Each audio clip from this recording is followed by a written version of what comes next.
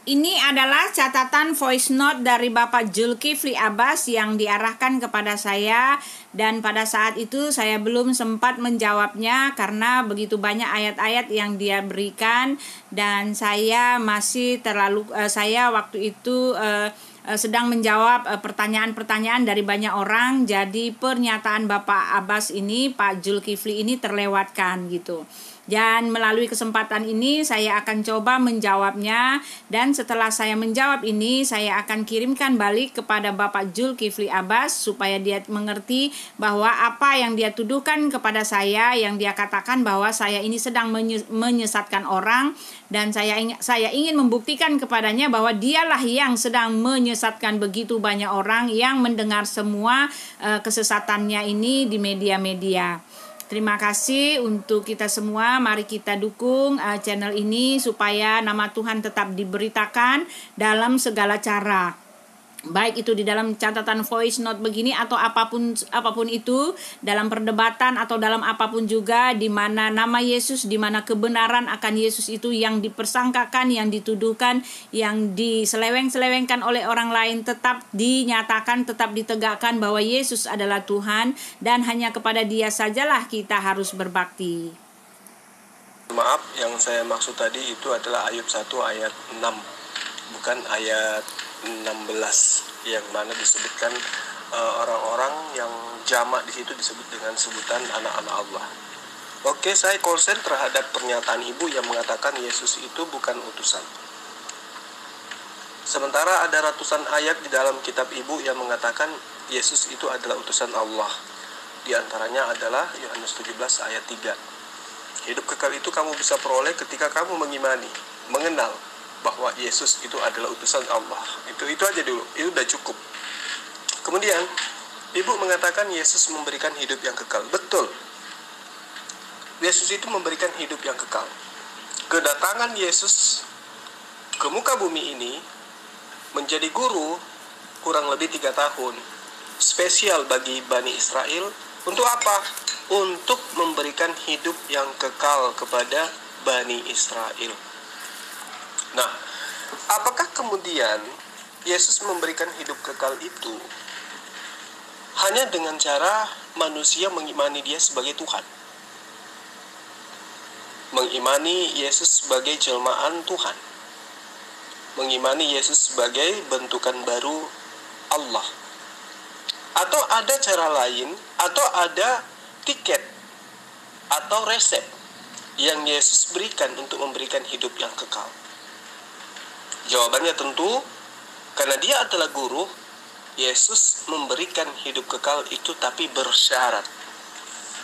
Apa syaratnya?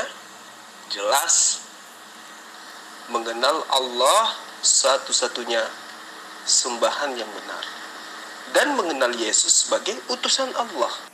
Nah, di sini yang membuat saya sangat geli dan hampir tertawa terbahak-bahak Bapak Zulkifli.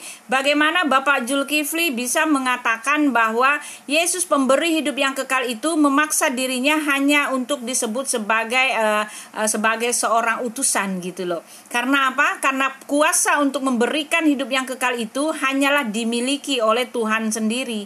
Yesus mempunyai kekuasaan sebagai Tuhan, tetapi Dia memaksa kita untuk mengakuinya hanyalah sebagai rasul, hanyalah sebagai hamba Allah gitu loh. Jadi ini saya hanya bertanya kepada Bapak Zulkifli, bagaimana ini hal yang seperti ini Bapak bisa kreasikan gitu loh Pak, tanpa Bapak memikirkan bahwa ini hal ini sangat menggelikan gitu loh, sangat memalukan dan menggelikan. Bagaimana seorang Tuhan, kuasa Tuhan, kuasa ilahi yang berkuasa memberikan hidup yang kekal itu, setelah Dia memberikan hidup yang kekal itu, Dia harus diakui hanya sebagai rasul gitu loh. Karena memberikan hidup yang kekal itu adalah kuasa ilahi yang tertinggi, dan hanya Tuhan yang berkuasa memberikan hidup yang kekal. Nah, itulah resepnya untuk memperoleh hidup kekal yang diajarkan oleh Yesus. Yohanes 17 ayat 3. Jadi tidak ada orang yang bisa mendapatkan hidup kekal ketika tidak mengikuti apa yang menjadi instruksi Yesus. Pertama, instruksi kedatangannya. Aku diutus hanya kepada domba-domba yang hilang dari Bani Israel. Itu di dalam Matius 15. Artinya, jika non-Israel merasa pengikut Yesus, itu berarti orang tersebut buta. Maaf Pak, kami tidak buta Pak. Pak, memang Yesus mengatakan bahwa dia diutus bagi domba-domba Israel. Tetapi Yesus tidak hanya berkata seperti itu. Yesus mengatakan begini Pak. Yesus mengatakan gini, akulah gembala yang baik dan aku mengenal domba-dombaku dan domba-dombaku mengenal aku. Sama seperti Bapa mengenal aku dan aku mengenal Bapa. Dan aku memberikan nyawaku bagi domba-dombaku. Nah jelas Yesus mengatakan bahwa dia memberikan nyawanya bagi domba-dombanya. Dia mati di kayu salib dan dia menebus umatnya, menebus domba-dombanya. Tetapi ayat 16 dia jelas mengatakan, ada lagi padaku domba-domba lain yang bukan dari kandang ini. Domba-domba itu harus kutuntun juga. Dan mereka akan mendengarkan suaraku. Dan mereka akan menjadi satu kawanan dengan satu gembala. Maaf Pak, Yesus hanya bukan diutus untuk domba-domba Israel. Karena Yesus menyatakan bahwa ada lagi padaku domba-domba lain yang bukan dari kandang ini. Domba-domba itu harus kutuntun juga. Dan mereka akan mendengar suaraku. Dan mereka akan menjadi satu kawanan dengan satu gembala. Jadi argumen Bapak itu, pendapat Bapak itu, opini Bapak itu, asumsi Bapak itu sesat Pak. Bapak lah yang sedang menyesatkan kami gitu loh. Bapak sesat bahwa Yesus bukan hanya untuk domba-domba, untuk kalangan Israel. Karena Yesus sendiri yang mengatakan bahwa domba-domba lain ada juga di luar bangsa Israel itu. Dan dia akan menuntun kami menjadi satu kawanan dan satu gembala juga. Lalu di pasal yang sama Yesus jelas mengatakan, dan aku memberikan hidup yang kekal kepada mereka, kepada domba-domba yang bangsa Israel dan yang bukan bangsa Israel itu Pak. Dan mereka pasti tidak akan binasa sampai selama-lamanya, dan seorang pun tidak akan merebut mereka dari tanganku. Oke? Bapakku yang memberikan mereka kepadaku lebih besar daripada siapapun, dan tak seorang pun dapat merebut mereka dari tangan Bapa. Lalu Yesus mengatakan, aku dan Bapa adalah satu. Oke Pak? Jadi Yesus memberikan hidup yang kekal itu kepada domba Israel dan kepada domba dari bangsa lain. Dan Yesus memberikan hidup yang kekal itu sebagai apa Pak? Sebagai anak Allah. Karena Yesus mengatakan aku dan Bapa adalah satu. Sebagai jelmaan Allah Pak, bukan sebagai utusan. Dia memberikan hidup yang kekal itu bukan sebagai utusan, tetapi sebagai anak Allah. Sebagai anak Allah yang artinya, yang ditulis oleh Rasul Yohanes ini adalah anak tunggal Bapa, yang artinya Allah yang menjelma menjadi manusia. Lagi-lagi Bapak ngawur dalam hal ini Bapak. Tidak mengetahui tujuan dan misi kedatangan Yesus. Yang kedua, Yesus itu datang memberikan hidup kekal kepada Bani Israel yang mengimani dia sebagai utusan. Bani Israel yang tidak mengimani Yesus sebagai utusan Allah itu tidak memperoleh hidup yang kekal ketika masa itu sudah ada Yesus di tengah-tengah mereka, alias menolak kedatangan Yesus sebagai Mesias. Nah, Mesias itu sendiri menurut bahasa aslinya ya, itu jelas pengertiannya adalah yang diurapin. Nah, pengertian Mesias kemudian berubah. Itu nanti adanya di gereja. Sementara asal-usul kata Masaha itu sendiri, itu jelas pengertian menurut yang punya kitab, yaitu Bani Israel atau Yudaism, yang diurapin. Jadi bukan cuma manusia, dan juga bukan cuma Yesus yang diurapin. Kores diurapin, Harun diurapin, Daud diurapin, bahkan batu tugu bait suci juga diurapin. Apakah kemudian mereka itu adalah Tuhan? Tentu bukan. Kan gitu. Nah, jadi Mesias dari pengertian kitab, pengertian asal-usul kata Mesias itu merontokkan arti Mesias menurut mimbar gereja. Kemudian, pengertian anak Allah menurut kitab ibu itu sudah dirontokkan. Menurut mimbar gereja itu sudah dirontokkan oleh kitab Anda sendiri.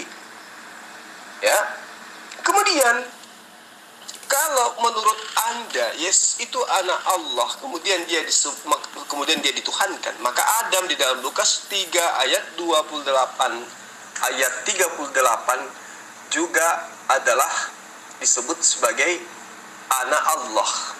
Maaf Pak, Adam di dalam Lukas 3 ayat 38 itu adalah anak Allah dalam kategori yang pertama yang seperti yang kita bicarakan itu. Kategori yang pertama yaitu umat Allah, yaitu orang-orang yang dikasihi Allah, yaitu orang-orang yang menyembah Allah gitu loh. Anak Allah, walau satu kata anak itu anak tunggal Allah di situ, tetapi tetap dalam kategori yang pertama, yaitu orang-orang yang menyembah Allah, yaitu umat Allah, umat Elohim gitu loh. Tetapi bagi Yesus itu kan berbeda Pak, berbeda bagai bumi dengan langit. Oleh sebab itu Alkitab pun menulisnya dalam bentuk yang berbeda. Alkitab menulis kata anak Allah buat Yesus itu ditulis dalam huruf besar. Yang merujuk kepada Yesus itu semua ditulis dalam huruf besar. Artinya anak Allah, anak tunggal Bapa, yang artinya yang ditulis juga oleh Yohanes bahwa Elohim atau firman itu telah menjadi manusia. Dan kita telah melihat kemuliaannya, yaitu kemuliaan sebagai anak tunggal Bapa, penuh kasih karunia dan kebenaran. Jadi anak Allah buat Yesus itu kan artinya Allah yang telah menjadi manusia, anak Allah yang artinya Mesias. Dan Mesias itu juga Bapa masih selewengkan juga. Kata Mesias itu bukan hanyalah sekedar buatan dari gereja. Oh tidak Pak, Alkitab yang menulis bahwa Mesias yang sekarang itu bukan lagi bermakna sebagai raja yang diurapi. Raja yang diurapi yang Bapak bilang batu juga diurapi, Kores juga diurapi. Oh tidak seperti itu Pak. Bukan seperti itulah yang ditunggu-tunggu oleh bangsa Yahudi itu. Mereka sekarang sedang menunggu Mesias yang artinya anak yang menjadi Allah, yang menjadi manusia, menjadi diri dalam diri seorang anak yang artinya raja penyelamat, anak yang artinya raja penebus. Karena itu tertulis di dalam Alkitab, setelah bangsa itu keluar dari setelah bangsa itu dibuang ke tanah perhambaan, mereka itu memiliki nabi-nabi yang baru, nabi-nabi yang kecil-kecil yang banyak itu Pak, yang menubuatkan bahwa arti Mesias itu bukan lagi seperti yang Bapak maksud. Mesias itu adalah Allah sendiri yang datang menjadi dalam diri seorang anak, Allah yang disebut Bapa yang perkasa, Allah yang kekal, Raja damai. Itu loh Pak, itu yang maksudnya dengan anak Allah yang artinya Mesias Pak. Mesias yang artinya raja penyelamat, raja penebus, raja yang menyelamatkan umatnya dari dosa mereka. Anak Allah yang artinya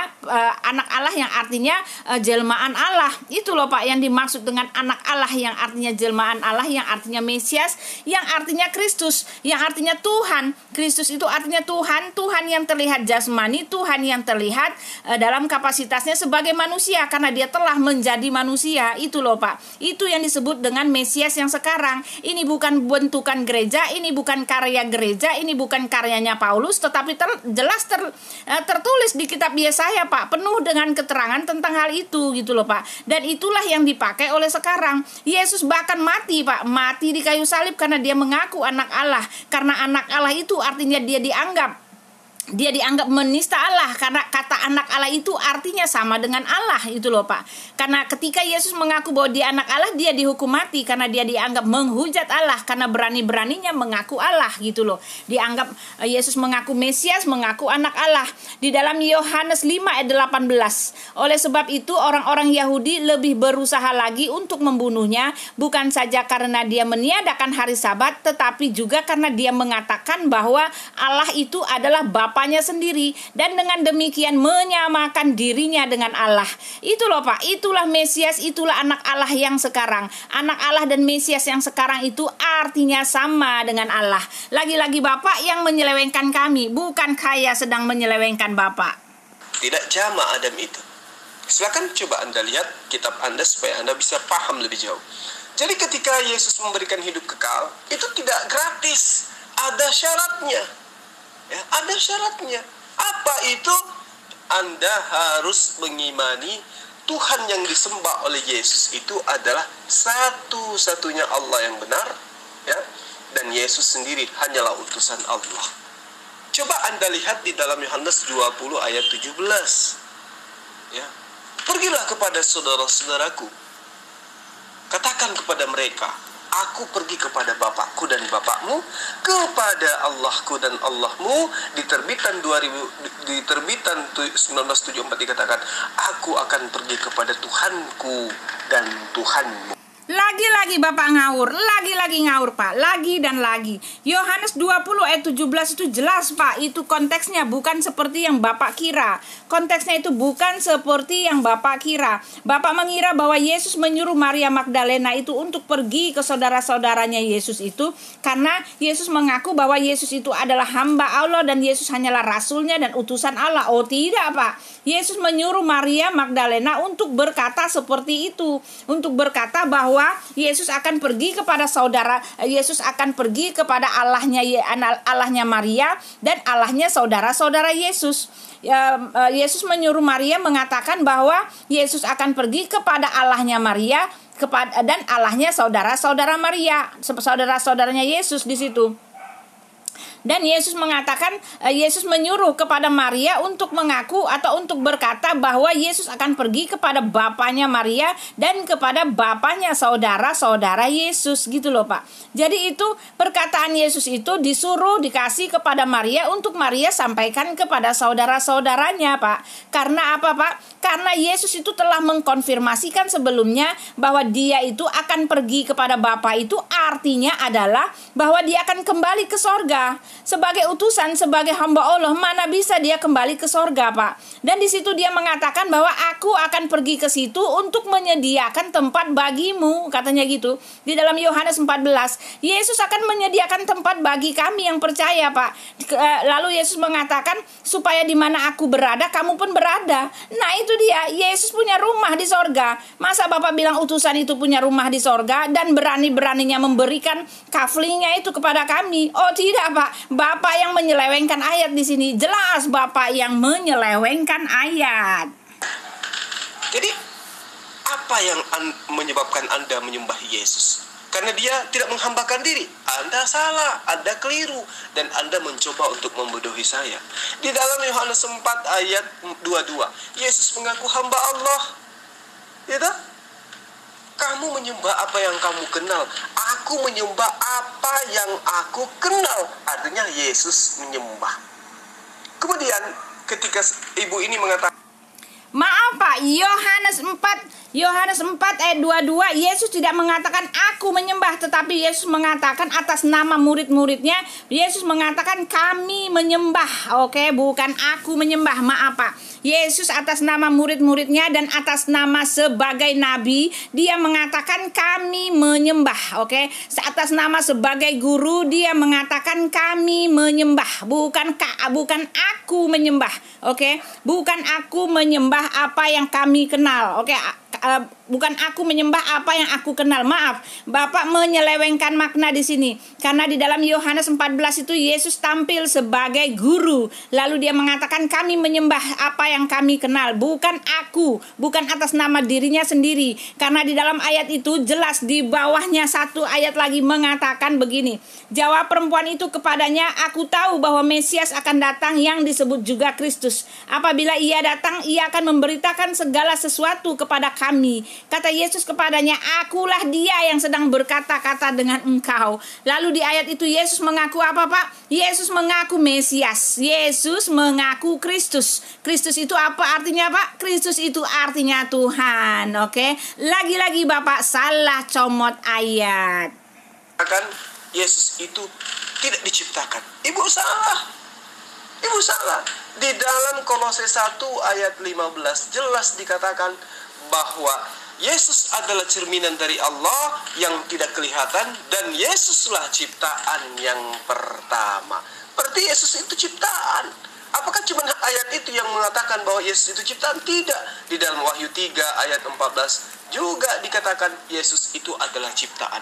Kepada malaikat sidang jemaat di Laodikia tertulislah begini, inilah kata-kata Yesus, yaitu saksi yang setia dan yang benar, ciptaan Allah yang pertama. Jadi tidak ada dasar pijakan yang kemudian berasal dari Yesus yang dijalankan oleh Kristen, yang mana pembentukan daripada konsep imannya Kristen itu seluruhnya, semuanya tidak berasal dari pengajaran Yesus, tapi berasal dari pengajaran Paulus. Maaf Bapak, lagi-lagi Bapak salah. Bapaklah yang berusaha untuk menyelewengkan kami. Jelas di dalam Kolose ini, Kolose 1 ayat 15 ini bukan mengatakan bahwa Yesus itu adalah ciptaan. Maaf Pak, Bapak justru menyelewengkannya dengan sangat besar-besaran. Karena di dalam Kolose 1 ayat 15 ini dikatakan di situ bahwa justru Yesus itulah yang memberikan segala ciptaan. Yesus itulah yang menciptakan segala yang ada gitu loh Pak. Di dalam ayat 16 jelas dikatakan bahwa yang diam di dalam diri Yesus itulah sang pencipta itu. Allah yang Elohim itu yang diam di dalam diri Yesus itu adalah sang pencipta itu.